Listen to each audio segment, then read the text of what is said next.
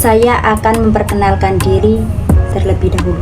Perkenalkan, nama saya Reviana Rizky Safitri, NIM 24930444013. Di sini saya akan mempresentasikan sebuah materi filsafat ilmu yang berjudul Karakteristik Pemikiran Kefilsafatan dan Pengertian Ilmu dan Filsafat Ilmu. Ini hasil karya saya. Langsung saja ya.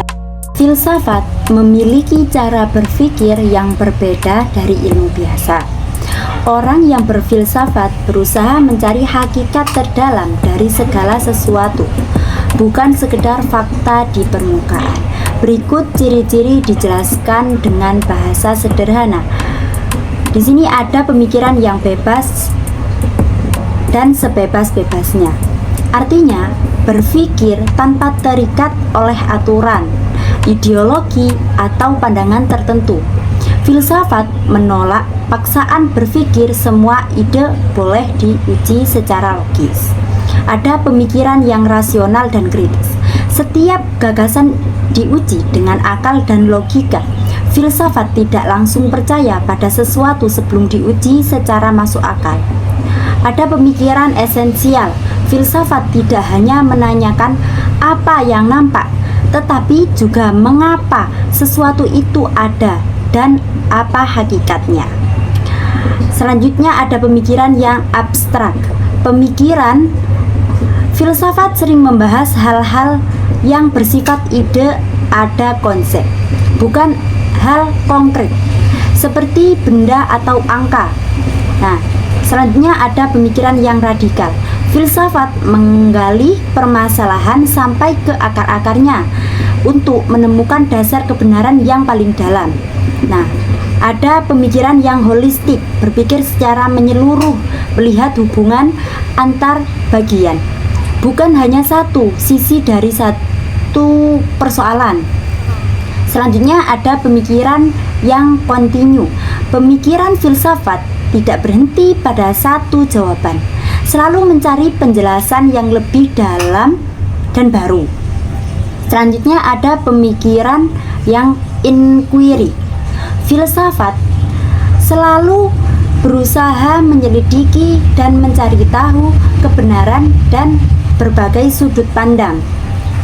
Ada pemikiran yang questioning. Filsafat dimulai dari rasa ingin tahu. Semua hal boleh ditanya, bahkan hal yang dianggap sudah pasti. Selanjutnya ada pemikiran yang analisis dan diskonstruksi. Filsafat menganalisis sesuatu gagasan dan berani membongkarnya untuk menemukan makna yang tersembunyi. Ada pemikiran spekulatif. Filsafat berani membuat dugaan atau pemikiran baru berdasarkan logika, meskipun belum bisa dibuktikan secara empiris. Selanjutnya ada pemikiran inventif, bersifat mendorong seseorang menemukan ide-ide baru untuk memahami dunia dan manusia. Ada pemikiran yang sistematik. Semua pemikiran disusun dengan logis dan teratur agar mudah dipahami dan diikuti. Dalam pengertian yang lain, ilmu merupakan perkataan yang memiliki makna ganda. Artinya mengandung lebih dari satu arti. Seringkali ilmu diartikan sebagai pengetahuan, tetapi tidak semua pengetahuan dapat dinamakan sebagai ilmu, melainkan pengetahuan yang diperoleh dengan cara-cara tertentu berdasarkan sepakatan para ilmuwan. Nah, pengetahuan yang dapat disepakati sehingga menjadi satu ilmu menurut Archie J. Bam dapat diuji dengan 6 komponen utama yang disebut dengan sequence of sense, yang meliputi problem, attitude, method, activity, conclusions, dan events. Di sini ada ciri-ciri ilmu.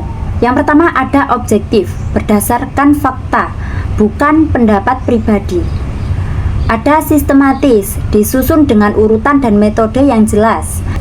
dapat diuji. Hasil bisa dibuktikan oleh siapapun. Ada netral. Ilmu tidak membicarakan baik atau buruk, tapi benar atau salah menurut fakta. Nah, objek ilmu. Yang pertama ada objek material. Hal yang dipelajari, contoh manusia, alam, masyarakat. Yang kedua, objek formal. Cara atau sudut pandang yang digunakan untuk meneliti objek tersebut. Jadi, ilmu adalah hasil dari usaha manusia menggunakan akal dan pengalaman untuk mencari kebenaran yang dapat dibuktikan. Filsafat ilmu adalah cabang filsafat yang mempelajari hakikat ilmu itu sendiri. Artinya, mengapa dan bagaimana ilmu itu ada. De Liangji mendefinisikan bahwa filsafat ilmu adalah segenap pemikiran reflektif terhadap persoalan-persoalan mengenai segala hal yang menyangkut landasan ilmu maupun hubungan ilmu dengan segala segi kehidupan manusia. Filsafat ilmu membahas yang pertama, ada asal dan dasar ilmu, ontologi, apa yang sebenarnya diteliti oleh ilmu. Yang kedua, cara memperoleh ilmu, epistemologi. Bagaimana cara manusia mengetahui sesuatu secara benar. Yang ketiga, nilai dan tujuan ilmu, aksiologi. Untuk apa ilmu digunakan? Apakah membawa manfaat atau kerusakan?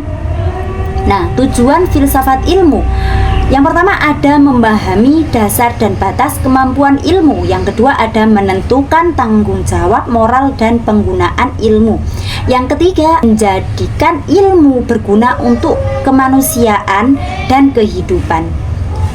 Filsafat ilmu membantu kita berpikir kritis tentang ilmu, bukan hanya bagaimana menggunakan, tetapi juga bagaimana memahami hakikatnya. Nah, perbedaan dan hubungan. Yang pertama ada filsafat itu membahas akal budi murni dan memandang sebab tersebut secara mendalam. Yang kedua ada ilmu merupakan kumpulan pengetahuan yang disusun secara konsisten, sistematik, dan empiris. Yang ketiga ada filsafat ilmu membahas segala hal yang menyangkut landasan ilmu maupun hubungan ilmu dengan segala kehidupan manusia.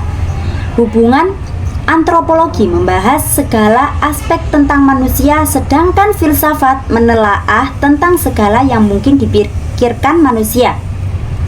Dan antropologi dibahas tentang manusia dan kebudayaan dalam suatu masyarakat.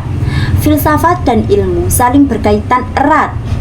Yang pertama ada filsafat adalah akar dari ilmu. Sebelum ilmu berkembang, manusia lebih dulu berfilsafat untuk mencari kebenarannya. Yang kedua ada ilmu lahir dari filsafat.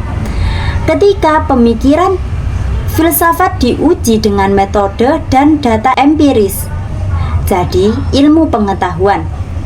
Yang ketiga ada filsafat ilmu menjadi jembatan yang menelaah dasar, metode, dan nilai dari ilmu agar tetap rasional dan bertanggung jawab.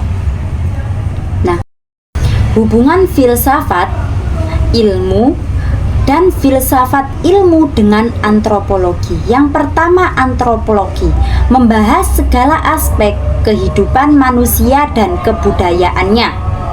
Yang kedua filsafat menelaah segala sesuatu yang mungkin dipikirkan manusia, termasuk hakikat kemanusiaan itu sendiri.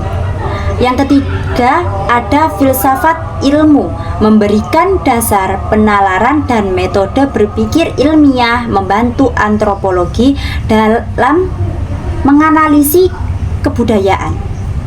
Nah, yang keempat ada antropologi melihat manusia sebagai makhluk yang memiliki budi, perasaan, dan nilai budaya yang membentuk kebudayaan dan diteruskan melalui pendidikan dari generasi ke generasi. Yang kelima, kaitan utamanya, filsafat memberikan dasar pikiran, ilmu memberikan metode, dan antropologi mengkaji penerapan keduanya dalam kehidupan manusia dan budaya. Hubungan filsafat ilmu dan filsafat ilmu dengan ilmu politik. Yang pertama ada politik.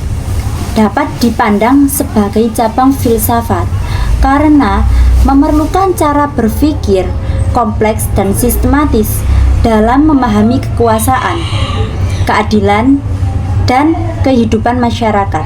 Yang kedua, ada politik juga termasuk ilmu karena memenuhi 3 syarat keilmuan menurut Van Dijk. Yang pertama ada variability, dapat diuji oleh banyak ahli sehingga menghasilkan pengetahuan yang mantap. Yang kedua ada sistematis, disusun berdasarkan hubungan antar fakta secara teratur. Yang ketiga ada generality, menghasilkan untuk membuat penjelasan dan prediksi. Pengembangan ilmu politik sangat bergantung pada hubungan timbal balik antara filsafat dan ilmu, sehingga keduanya saling memperkuat dalam memahami persoalan sosial dan pemerintahan. Hubungan antara ilmu alam, ilmu sosial, dan humaniora. Yang pertama ada ilmu alam, natural sciences, meneliti fenomena alam secara empiris dan eksperimental. Yang kedua ada ilmu sosial, social sciences, mempelajari manusia dan masyarakat, tetapi sering dikritik karena dianggap sulit mencapai hukum yang pasti seperti ilmu alam. Yang ketiga ada kritik. Ini muncul karena skala sosial terlalu rumit dan bervariasi, sehingga hukum sosial hanya bersifat kemungkinan.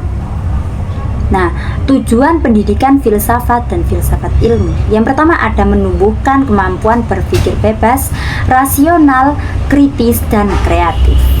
Yang kedua ada mengembangkan sikap ilmiah yang objektif dan bertanggung jawab. Yang ketiga ada menumbuhkan kesadaran moral, etika, dan tanggung jawab dalam penggunaan ilmu. Filsafat ilmu menampung permasalahan yang menyangkut berbagai hubungan keluar dan ke dalam yang terdapat dalam kegiatan ilmiah. Perbedaan filsafat ilmu dan filsafat ilmu antara lain, filsafat itu membahas akal budi murni dan memandang sebab tersebut secara mendalam.